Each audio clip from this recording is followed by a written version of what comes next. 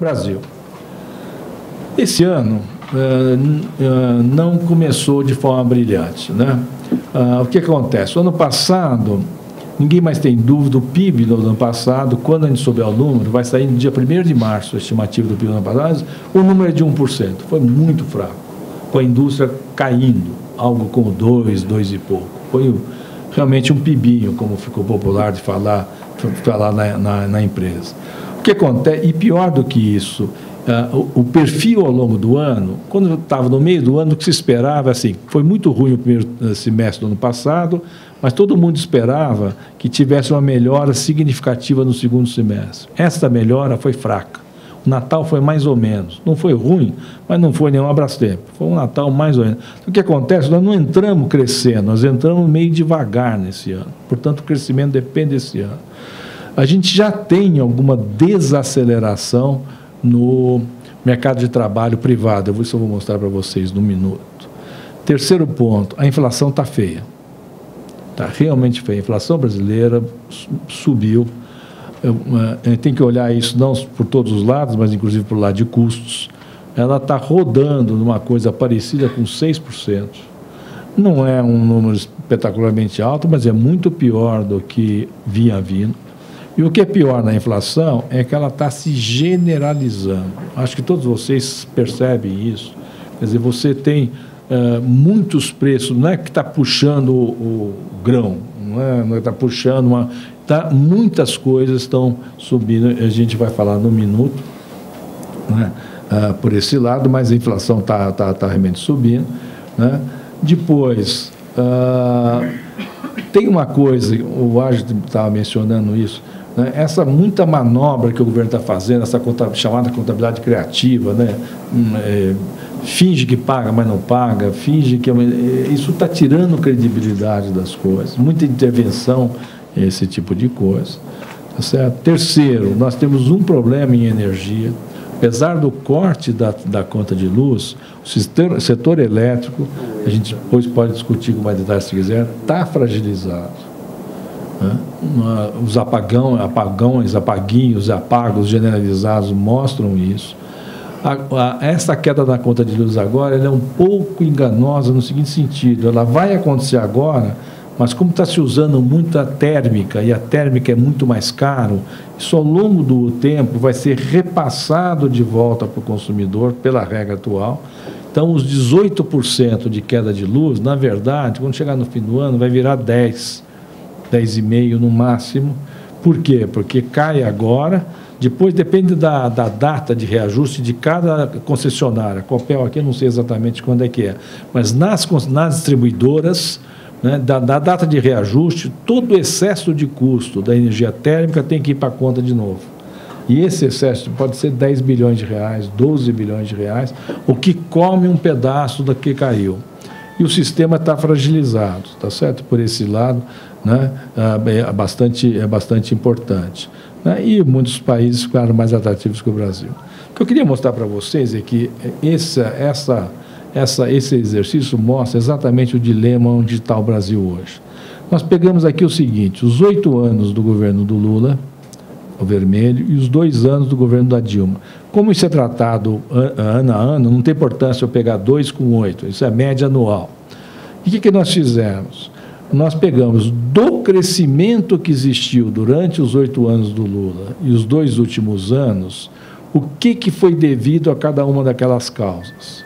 Então, o que a gente vê, deixa eu começar daqui para cá, que nós importamos mais do que exportamos. Isto é, isso é verdade mais que tudo para a indústria. No agronegócio é o inverso. Né? O saldo comercial do agronegócio no passado foi de 90 bilhões de dólares.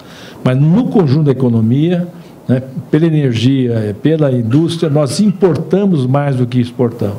Isso aqui aparece negativo por quê? Porque quando você importa mais do que exporta, né, você está transferindo demanda para o exterior, né, você está crescendo menos, você está importando mais. E aqui que a indústria apanha muito. O gasto do governo se manteve alto, representou perto de 20% do crescimento observado. E o que fez mesmo crescer foi o consumo, não é nenhuma novidade, quer dizer, 3/4 do crescimento observado nos 8 anos do governo do Lula deveu-se ao consumo das famílias. que se endividaram para fazer o consumo, que é muito positivo. E nos 2 últimos anos foi quase 90% devido ao consumo. E no investimento, nos 2 últimos anos, a contribuição do investimento para o crescimento foi 0. 2%, praticamente 0. O que isso quer dizer? Que isso quer dizer que a gente tem um sistema que está dependendo excessivamente do consumo das famílias, que para poder fazer esse consumo, tomam dinheiro emprestado, cujo endividamento subiu. E muitas das famílias têm dificuldade de pagar essa dívida, por isso que a inadimplência de todos os tipos passou a aumentar. Ou seja, o que isso aqui está mostrando é que vai ser difícil o Brasil continuar crescendo puxado só pelo consumo. Tem que aumentar a exportação, tem que aumentar especialmente o investimento. E esse é o nosso desafio, que a gente vê melhor neste gráfico aqui, que nós estamos chamando, que nós estamos numa certa armadilha de crescimento baixo. O agronegócio é o único segmento, junto com telefonia, 2 ou 3 áreas de serviços, que não, isso aqui não é a descrição, é o contrário. É por isso que ele é tão importante. Mas por que nós estamos crescendo pouco? Nós estamos crescendo pouco, primeiro, porque nós estamos importando muito. Quanto mais se importa, menos você produz aqui dentro, quanto menos você produz aqui dentro, mais lentamente é o crescimento. E estamos importando mais, cada vez mais, por quê? Porque nós estamos perdendo competitividade, que vocês sabem disso, e estamos tendo aumentos brutais de custo de produção, aí vale o agronegócio também, em todos os segmentos. Então, como o custo subiu, além disso, o excesso de intervenção do governo, e nós estamos chamando aqui, educadamente, de queda na qualidade regulatória, tira a indução para investir. Um excesso de intervenção, esse negócio de sair um pacote a cada mês, você muda a regra, vai para lá, vem para cá. E a partir de um certo momento, parece aquele jogador de futebol que cisca com a bola e, na verdade, passa para trás, tá certo? Quer dizer, ou passa para o lado. Então, esse negócio começa a atrapalhar um pouquinho. Então, isso aqui nos ajuda a crescer pouco. Essa perda de competitividade, o aumento de custos, leva a menos investimento.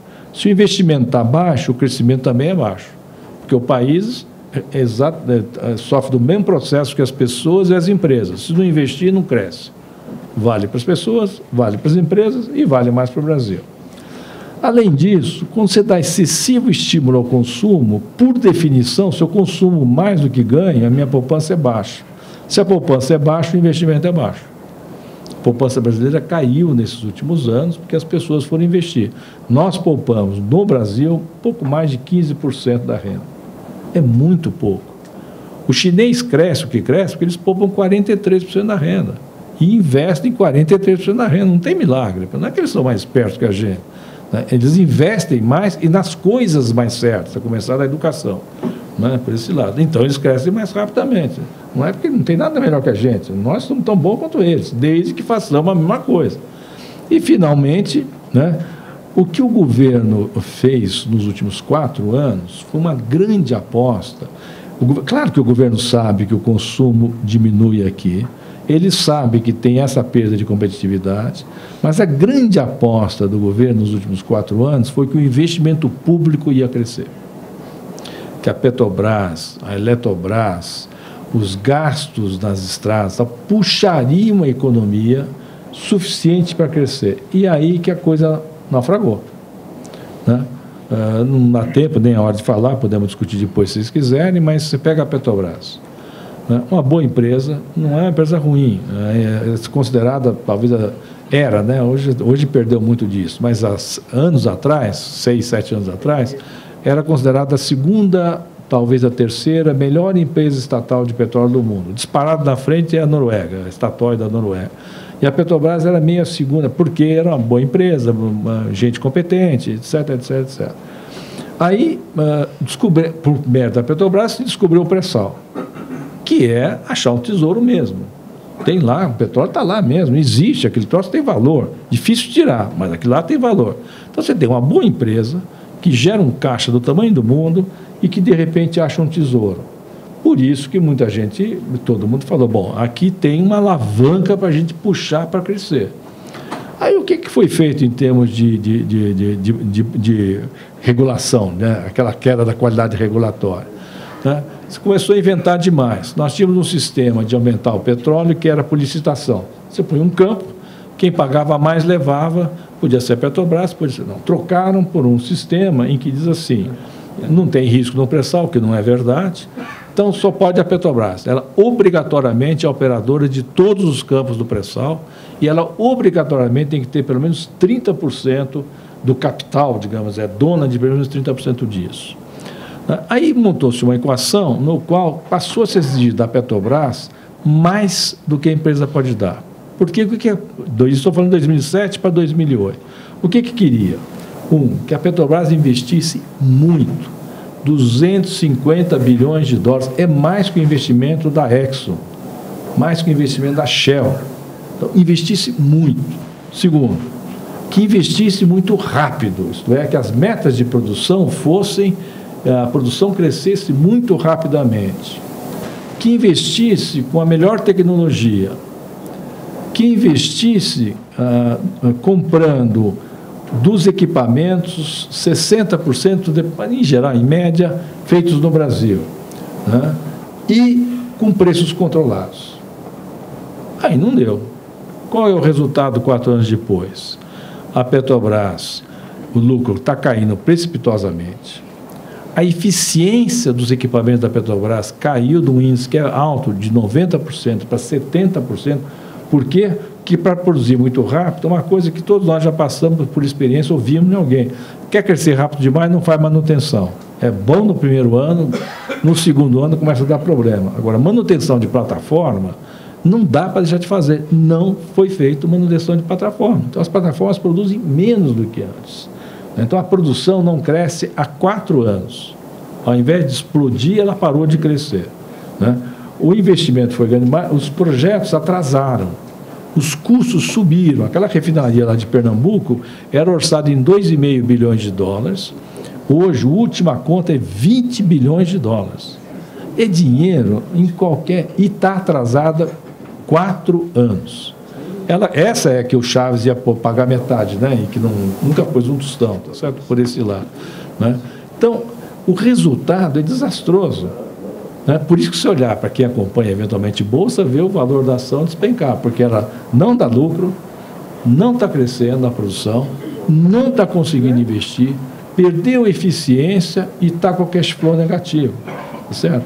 E somou tudo isso, não dá. Então pediu demais da Petrobras. Eles não são ruins. Agora, quando você pede demais, dá esse tipo de coisa. Com isso, esse investimento não foi tão grande, o investimento público está em queda, você cresce baixo, cresce menos. Bom, inflação, né? Nós estamos projetando uma inflação de 6% para esse ano, né? Que é um número que precisa ficar atento para essa coisa. Tá certo? Isso significa que vai ter, vamos dizer assim, que as demandas salariais vão continuar relativamente elevadas, porque normalmente você quer a reposição da inflação em mais alguma coisa, né, por esse lado, né? Com relação ao câmbio, né, que eu queria, para completar o quadro, que a gente precisa para falar de agricultura, vocês veem aqui que o câmbio está mais ou menos, já faz desde maio do ano passado, pouco acima isso aqui, em torno de 2,05. Se eu fizer a média aqui, dá mais ou menos 2,04, exceto esse montante aqui, que vocês se lembram, no final do ano passado, o câmbio começou a subir, chegou até esse 2,13, até no futuro a 2,14, tá certo? E o Banco Central entrou e começou a controlar o câmbio em torno de 2,04. O que eu queria falar com vocês é o seguinte: como a inflação está alta e como o Banco Central não vai mudar a taxa de juros, nitidamente ele não quer que o câmbio saia dessa faixa de 2,04. Né? Por quê? Porque se subir mais aqui, isso aqui vai fazer a inflação subir mais. Isso para construir o quadro, que é isso que eu queria deixar com vocês, do como é que nós estamos vendo a economia esse ano, no começo do ano. Naturalmente, essas coisas ao longo do tempo vão andar. Primeiro, nós vamos crescer mais que o ano passado, mas nós vamos crescer 3%. Não é? Todo mundo, acho que é quase universal esse número de 3%. É um pouco mais, por menos. Ele em si, o que ele tem de importante é o seguinte: nós estamos investindo pouco e, portanto, vamos crescer pouco. Né? o consumo não vai puxar o crescimento esse ano. Até porque em automóveis, por exemplo, ano passado, por causa do IPI, né, houve uma venda extraordinária. Esse ano, a indústria espera ser zero, no melhor dos cenários. Tem muita gente achando que vai cair a venda de carro. Aí estou falando carro, não estou falando caminhão, né, carro e comerciais leves. Então, o crescimento em torno de 3 não é ruim, mas é baixo. Dólar, eu coloquei 2 aqui, isso aqui não é projeção, isso aqui é só indicar esse fato. O mercado de dólar hoje é 100% controlado pelo governo. Por quê? Porque tem pouca entrada e saída de dólar, pouco fluxo, como se fala, e a reserva externa brasileira está chegando a 400 bilhões de dólares. Então, o Banco Central entra, ele compra e vende no mercado à vista, no mercado futuro, ele põe o câmbio onde quiser. Se ele quiser pôr 2,20, ele põe. Se ele quiser pôr 1,90, ele põe. Mas a inflação impede de sair dessa faixa de 2. Então, nós estamos sugerindo que se faça a conta para o ano como um todo, como se fosse algo 2,02, 2,05. É difícil pôr, não quer pôr 2,05 também. Só para dizer, nessa faixa 2, 2,10, nos parece que é onde vai continuar o dólar nesse período. A taxa do Banco Central não vai mudar, isso aqui não vai mudar. Tá? O que quer dizer que a taxa de aplicação, aquela que vocês aplicam, vai continuar muito baixa.